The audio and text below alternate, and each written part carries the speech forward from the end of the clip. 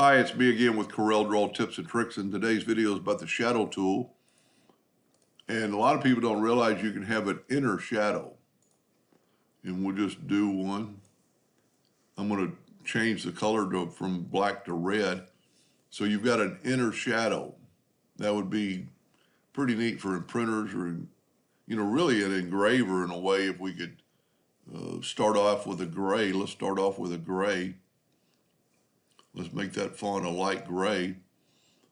Grab the shadow tool and keep it the black, and then you can slide your bar back and forth and get some pretty, well, that's pretty plain Jane. It doesn't do so well in that scenario.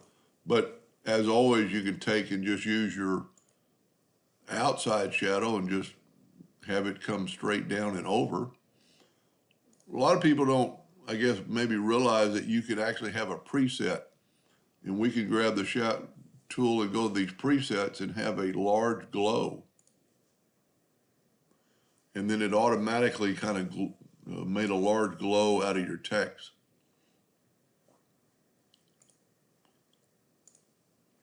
Something like that on a t-shirt looked pretty cool. Anyway, I hope that helped a little bit. Thank you for watching.